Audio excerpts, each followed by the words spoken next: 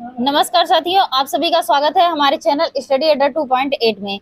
तो हम लोगों ने सार संग्रह के 2500 प्लस क्वेश्चन के फैक्ट को कंटिन्यू किए थे। तो आज जो हम लोग जो पढ़ेंगे मौर्य काल से रिलेटेड फैक्ट पढ़ेंगे, ठीक है। इसके पहले हम लोगों ने महाजनपद से रिलेटेड फैक्ट किए हैं। तो आज क्या शुरू करेंगे, मौर्य काल से रिलेटेड फैक्ट जो हैं उनको आज हम देखेंगे, ठीक है। ये क्या हो रहा है? हाँ, अब सही है। मौर्य काल से देखेंगे। मौर्य काल कब से कब तक है? 332 ईसा पूर्व से 185 ईसा पूर्व, ठीक है। इसके बीच में मौर्य काल था। तो चलिए देखते हैं, मौर्य समाज की स्थापना किसने की? मौर्य समाज साम्राज्य की स्थापना किसने की थी? चंद्रगुप्त मौर्य ने। किसने किया था? चंद्रगुप्त मौर्य ने, ठीक है। इसके आगे, मौर्य साम्राज्य में प्रचलित मुद्रा का क्या नाम था? मौर्य साम्राज्य में प्रचलित मुद्रा का नाम क्या था? तो वो था पढ़। मुद्रा का नाम क्या था? पढ़ था, ठीक है। इसके आगे, अशोक का उत्तराधिकारी कौन था? अशोक का उत्तराधिकारी कौन था? तो वो था कुणाल। कौन था? कुणाल, ठीक है। इसके आगे, मुद्रा राक्षस का लेखक कौन था? मुद्रा राक्षस का लेखक कौन था? विशाख दत्त, ठीक है। ये अक्सर एग्जामों में पूछा जाता है, तो इसको ध्यान में रखिएगा। वह व्यक्ति कौन है जिसका नाम देवान प्रियदर्शी भी था? तो वह कौन व्यक्ति था? मौर्य सम्राट अशोक। कौन था? मौर्य सम्राट अशोक था, ठीक है। उसका नाम देवान प्रियदर्शी भी था। इसके आगे, कौटिल्य या चाणक्य किसका प्रधानमंत्री था? ये किसके प्रधानमंत्री थे? चंद्रगुप्त मौर्य के, ठीक है। कौटिल्य जो थे वो चंद्रगुप्त मौर्य के प्रधानमंत्री थे, ठीक है। इसके आगे, कलिंग विजय के उपरांत अशोक महान ने किस धर्म को अंगीकार कर लिया था? कलिंग विजय के उपरांत अशोक महान ने किस धर्म को अंगीकार कर लिया था? तो वो था बौद्ध धर्म, ठीक है। कौन सा धर्म था? बौद्ध धर्म। इसके आगे, चंद्रगुप्त के शासनकाल विस्तार में किसने मुख्य रूप से मदद की थी? तो वो थे चाणक्य। किसने मदद की थी इनके शासनकाल के विस्तार में? चाणक्य ने किया था, ठीक है। इसके आगे, सांची किस कला व मूर्ति कला का निरूपण करता है? सांची जो है वो किस कला व मूर्ति कला का निरूपण करता है? तो वो है बौद्ध धर्म, ठीक है, बौद्ध का। इसके आगे, सम्राट अशोक की वह पत्नी कौन थी जिसने उसको प्रभावित किया था? सम्राट अशोक की वह पत्नी कौन थी जिसने उसको प्रभावित किया था? तो वो कौन थी? कारुआकी। कौन थी? कारुआकी, ठीक है। इसके आगे, अशोक ने अपने सभी अभिलेखों में एक रूपता से किस प्राकृत का प्रयोग किया है? अशोक ने अपने सभी अभिलेखों में एक रूपता से किस प्राकृत का प्रयोग किया है? तो वो है मगधी। मगधी का प्रयोग किया है, ठीक है। इसके आगे, बिंदुसार ने विद्रोहियों को कुचलने के लिए अशोक को कहाँ भेजा था? बिंदुसार ने विद्रोहियों को कुचलने के लिए अशोक को कहाँ भेजा था? तक्षशिला। कहाँ भेजा था? तक्षशिला भेजा था, ठीक है। इसके आगे, मेगास्थनीज ने भारतीय समाज को कितनी श्रेणियों में विभाजित किया? मेगास्थनीज ने भारतीय समाज को कितनी श्रेणियों में विभाजित किया? तो वो था 7। कितनी श्रेणियों में? 7 श्रेणियों में मेगास्थनीज ने विभाजित किया था, ठीक है। इसके आगे, कौटिल्य के अर्थशास्त्र में किस पहलू पर प्रकाश डाला गया है?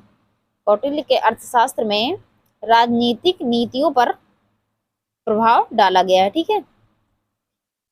इसके आगे,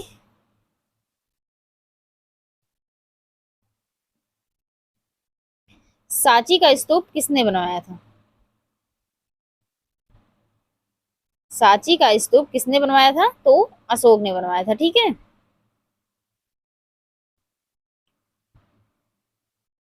इसके आगे देखते हैं, सांची के स्तूप का निर्माण अशोक ने करवाया था। स्थापत्य कला के दृष्टिकोण से सांची के स्तूप को सर्वश्रेष्ठ माना गया है। सांची मध्य प्रदेश के रायसेन जिले में स्थित है। सांची कहाँ स्थित है? मध्य प्रदेश के रायसेन जिले में, ठीक है। इसके आगे देखते हैं, पाटलिपुत्र को किस शासक ने सर्वप्रथम अपनी राजधानी बनाया? पाटलिपुत्र को किस शासक ने सर्वप्रथम अपनी राजधानी बनाया? तो वो था चंद्रगुप्त मौर्य। ठीक है, इसके आगे देखते हैं। पाटलिपुत्र में स्थित चंद्रगुप्त का महल मुख्यतः बना था। पाटलिपुत्र में चंद्रगुप्त का महल किससे बना था? तो वो था लकड़ी से। किससे बना था? लकड़ी से बना था। ठीक है, इसके आगे बराबर यानी गया जिला की गुफाओं का उपयोग किसने आश्रय गृह के रूप में किया था? बराबर की गुफाओं का उपयोग किसने आश्रय गृह के रूप में किया था? तो वो था आजीविकों ने। किसने? आजीविकों ने। ठीक है, इसके आगे किस अभिलेख से यह साबित होता है कि चंद्रगुप्त का प्रभाव पश्चिम भारत तक फैला हुआ था? किस अभिलेख में यह साबित होता है कि चंद्रगुप्त का प्रभाव पश्चिम भारत तक फैला हुआ था? तो वो था रुद्रदमन का जूनागढ़ अभिलेख। रुद्रदामन यहाँ होगा, रुद्रदामन का जूनागढ़ अभिलेख में। ठीक है, इसके आगे केवल यह स्तंभ जिसने अशोक ने स्वयं को मगध का सम्राट बताया। केवल वह स्तंभ जिसमें अशोक ने स्वयं को मगध का सम्राट बताया, तो वह था आब्रू स्तंभ। कौन सा स्तंभ? भाब्रू स्तंभ। क्या था? भाब्रू स्तंभ। ठीक है, इसके आगे अर्थशास्त्र का लेख समकालीन था। अर्थशास्त्र का लेख समकालीन था, तो वो था किसके? चंद्रगुप्त मौर्य के। ठीक है, किसके समकालीन था? चंद्रगुप्त मौर्य के। नंद वंश के पश्चात मगध पर किस राजवंश ने शासन किया? नंद वंश के पश्चात मगध पर किस राजवंश ने शासन किया? तो वो था मौर्य। किसने किया था? मौर्य ने। ठीक है, इसके आगे मौर्य काल में शिक्षा का सर्वाधिक प्रसिद्ध केंद्र था, तो वो था तक्षशिला। ठीक है, कौन था? मौर्य काल में शिक्षा का सर्वाधिक प्रसिद्ध केंद्र तक्षशिला था। ठीक है, इसके आगे मेगास्थनीज की पुस्तक का नाम क्या है? मेगास्थनीज की पुस्तक का क्या नाम है? इंडिका। मेगास्थनीज इंडिका पुस्तक लिखे थे। ठीक है, इसके आगे जिसके ग्रंथ में चंद्रगुप्त मौर्य का विशिष्ट रूप से वर्णन हुआ है वह है विशाखादत्त। कौन है? विशाखादत्त। और विशाखादत्त ने क्या लिखा था? मुद्रा राक्षस। ठीक है, वह स्रोत जिसमें पाटलिपुत्र के प्रशासन का वर्णन उपलब्ध है वह स्रोत जिसमें पाटलिपुत्र के प्रशासन का वर्णन उपलब्ध है वह है इंडिका। और इंडिका लिखा था किसने? मेगास्थनीज ने। ठीक है, इंडिका किसने लिखा था? मेगास्थनीज ने। अब इसके आगे देख लेते हैं।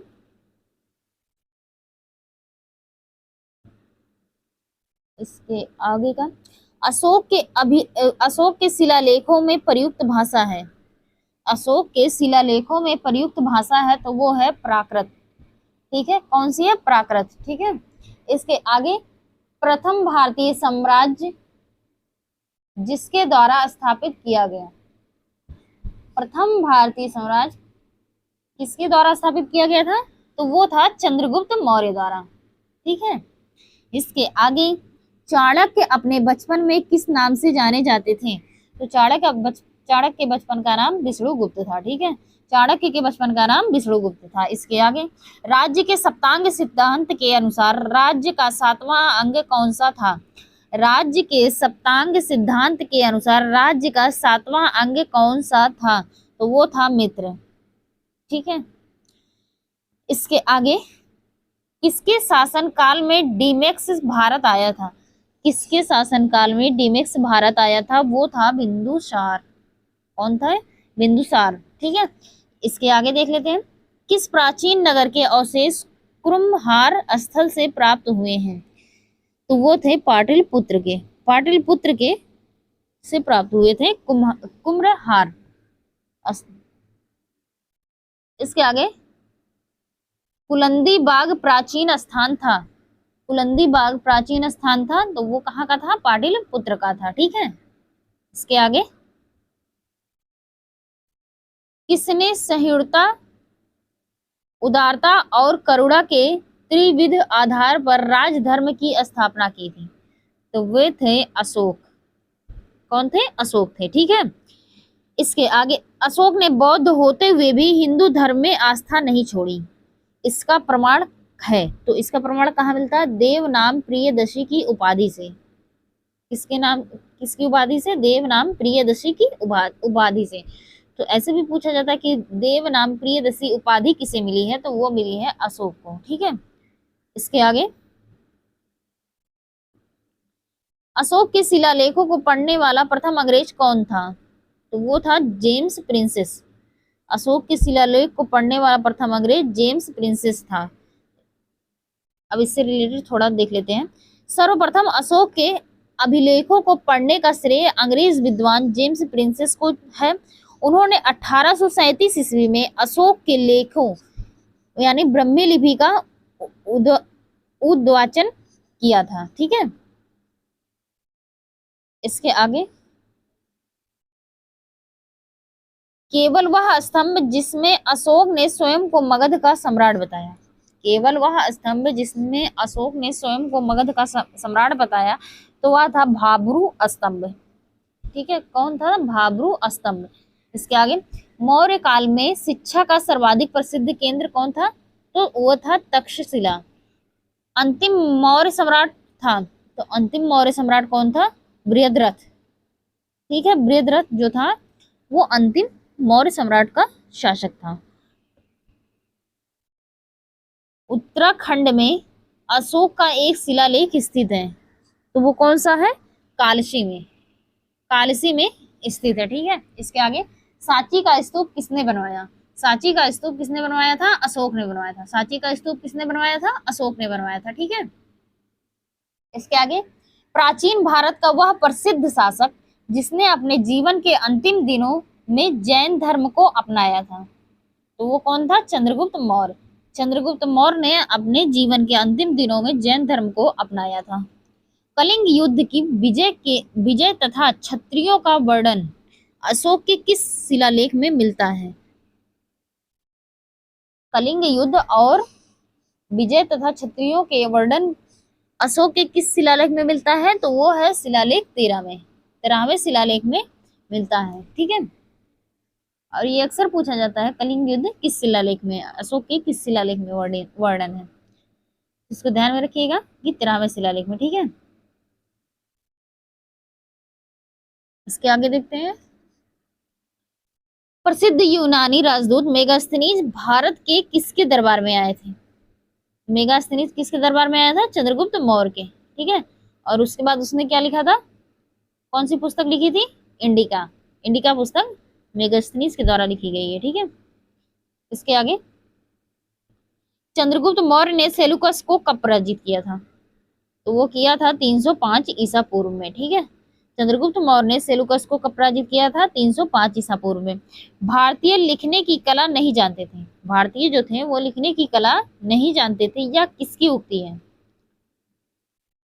तो ये किसकी उक्ति है? मेगास्थनीज की। ठीक है। इसके आगे, मौर्य काल में गुप्तचरों को क्या कहा जाता था? मौर्य काल में गुप्तचरों को क्या कहा जाता था? गूढ़ पुरुष। क्या कहा जाता था? गूढ़ पुरुष कहा जाता। ठीक है। इसके आगे, अशोक का समकालीन तुर्मय कहाँ का राजा था?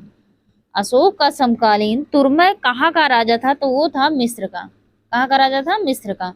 इसके आगे, किस ग्रंथ में शूद्रों के लिए आर्य शब्द का प्रयोग हुआ है? तो किस ग्रंथ में हुआ? अर्थशास्त्र में। अर्थशास्त्र में शूद्रों के लिए आर्य शब्द का प्रयोग हुआ है। इसके आगे, कौटिल्य द्वारा रचित अर्थशास्त्र कितने अधिकरणों में विभाजित है? कौटिल्य द्वारा रचित अर्थशास्त्र कितने अधिकरणों में विभाजित है? तो वो है 15। कितने में है? 15 में। ठीक है। इसके आगे देख लेते हैं, अशोक ने 261 ईसा पूर्व में कलिंग को जीतने के बाद क्या किया? तो भारी रक्तपात को देखकर युद्ध की नीति को सदा के लिए त्याग दिया था। कलिंग युद्ध के बाद अशोक ने युद्ध की नीति को सदा के लिए त्याग दिया था, या युद्ध सदा के लिए छोड़ दिया था। इसके आगे देखते हैं, इसके आगे जो है, अशोक के जो शिलालेख यानी अशोक के जो शिलालेख संगम राज्य के बारे में हमें बताते हैं उनमें शामिल है। अशोक के जो शिलालेख संगम राज्य के बारे में हमें बताते हैं उनमें शामिल है दूसरा एवं 13वां। कौन सा शिलालेख? दूसरा शिलालेख और 13वां शिलालेख। ठीक है, इसके आगे अशोक ने श्रीलंका में बौद्ध धर्म का प्रचार करने हेतु किसे भेजा? तो किसे भेजा था? महेंद्र और संघमित्रा को। अशोक ने श्रीलंका में बौद्ध धर्म का प्रचार हेतु किसे भेजा था? महेंद्र और संघमित्रा को। ठीक है, इसके आगे अशोक के मनसेहरा, मनसेहरा कहाँ है? पाकिस्तान में। ठीक है, एवं शहबाजगढ़ी, ये भी कहाँ है? पाकिस्तान में। शहबाजगढ़ी और मनसेरा दोनों कहाँ है? पाकिस्तान में। ठीक है, तो अशोक के मनसेरा एवं शहबाजगढ़ी से प्राप्त बृहद शिलालेख में किस भाषा का प्रयोग किया है? तो वो कौन सी भाषा है? खरोष्ठी। ठीक है, कौन सी भाषा का प्रयोग किया है? खरोष्ठी भाषा का। श्रीनगर की स्थापना किस मौर्य शासक ने की थी? श्रीनगर की स्थापना किस मौर्य शासक ने की थी? तो वो किए थे अशोक ने। किसने किए थे? अशोक ने। किस अभिलेख में चंद्रगुप्त मौर्य और अशोक दोनों का उल्लेख किया गया है? किस अभिलेख में चंद्रगुप्त मौर्य और अशोक दोनों का उल्लेख किया गया है? तो वो है महाक्षत्रप रुद्रदामन का जूनागढ़ अभिलेख। ठीक है, इसके आगे मौर्योत्तर काल क्या है? मौर्योत्तर काल। मौर्योत्तर काल से अब रिलेटेड फैक्ट करेंगे तो मौर्योत्तर काल कब से कब तक है? 185 ईसा पूर्व से 309 ईसा पूर्व। ठीक है, 185 ईसा पूर्व से 309 ईसा पूर्व। चलिए देखते हैं। अंतिम मौर्य सम्राट बृहद्रथ की हत्या कर किसने किसने शुंग वंश की स्थापना की थी? अंतिम मौर्य सम्राट बृहद्रथ की हत्या कर किसने शुंग वंश की स्थापना की थी?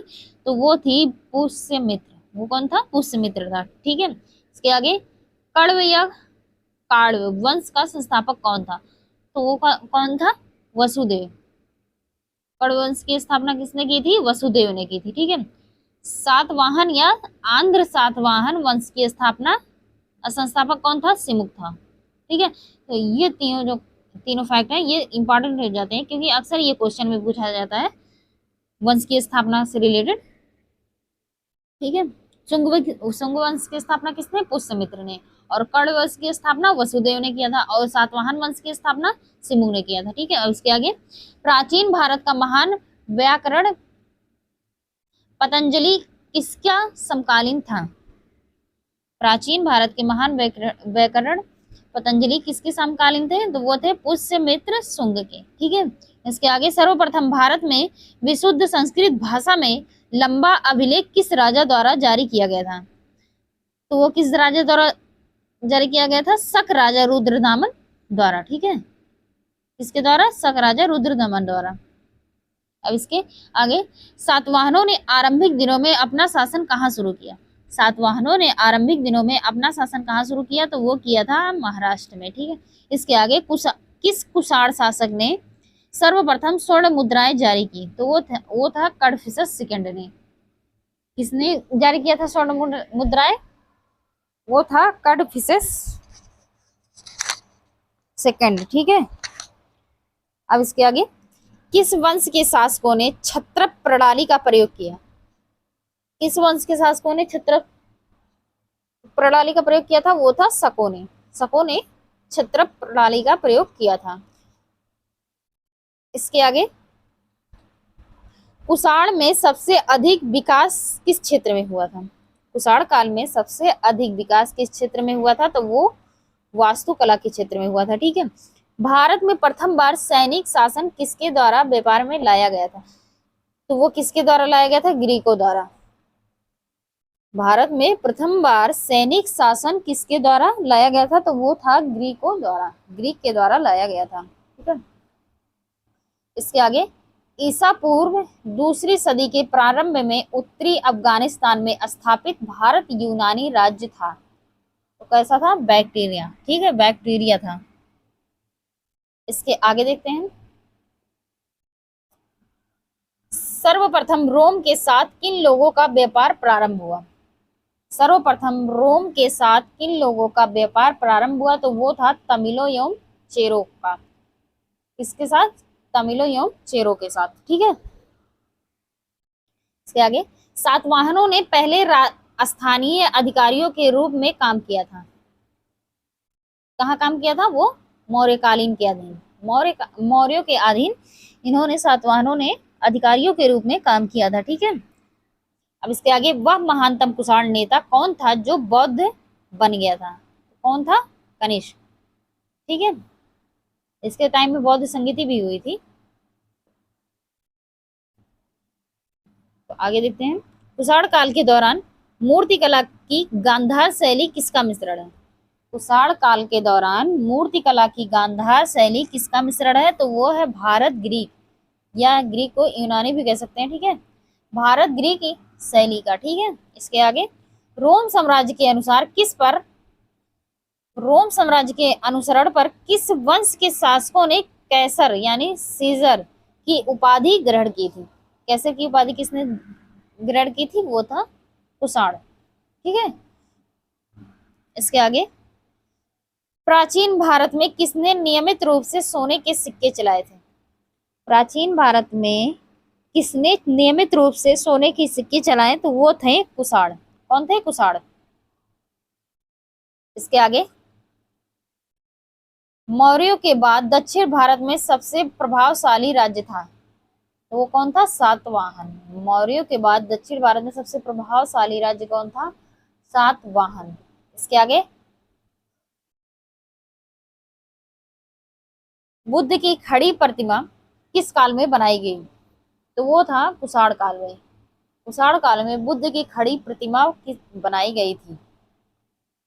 शुंग वंश के बाद किस वंश ने भारत पर राज किया? तो वो था कण्व वंश। ठीक है, कण्व वंश ने राज किया था शुंग वंश के बाद। किस चीनी जनरल ने कनिष्क को हराया था? किस चीनी जनरल ने कनिष्क को हराया था? तो पेन चाओ ने। किसने? पेन चाओ ने। इसके आगे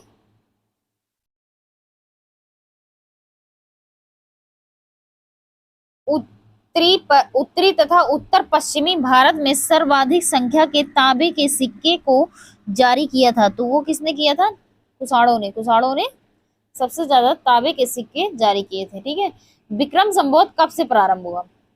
विक्रम संवत कब से प्रारंभ हुआ? तो वो 57 ईसा पूर्व से प्रारंभ हुआ। कब से हुआ? 57 ईसा पूर्व से प्रारंभ हुआ। इसके आगे सातवाहन शासकों की राजकीय भाषा थी। सातवाहन शासकों की राजकीय भाषा क्या थी? तो वो थी प्राकृत। प्राकृत जो थी वो सातवाहन शासकों की राजकीय भाषा थी। जो इसके आगे जो कला शैली भारतीय और ग्रीक या यूनानी शैली का सम्मिश्रण है उसे क्या कहते हैं? उसे कहते हैं गांधार। क्या है? गांधार। ठीक है, इसके आगे कनिष्क की राजधानी थी। कनिष्क की राजधानी कहाँ थी? तो वो थी पुरुषपुर। ठीक है, और पुरुषपुर का दूसरा नाम क्या था? पेशावर।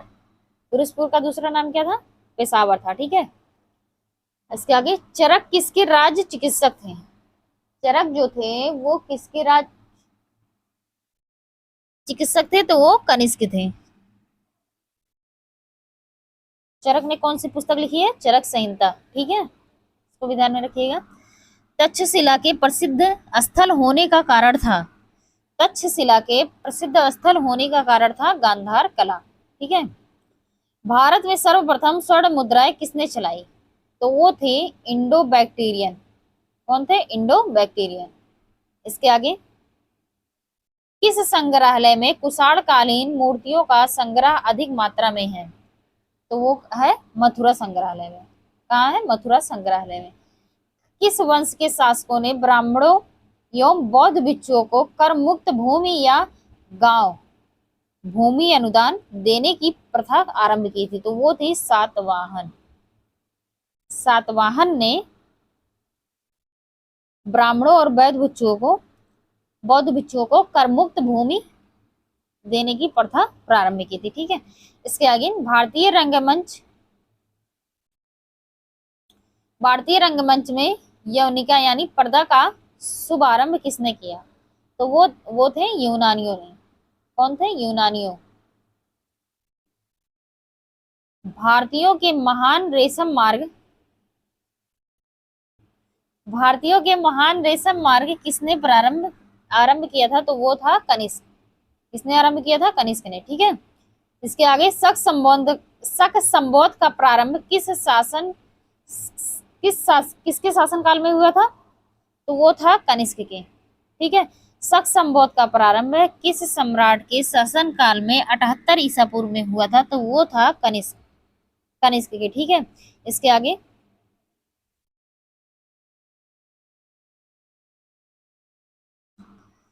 तक्षशिला विश्वविद्यालय स्थित था, कहाँ था? भारत में। ठीक है, इसके बारे में देख लेते हैं तक्षशिला के।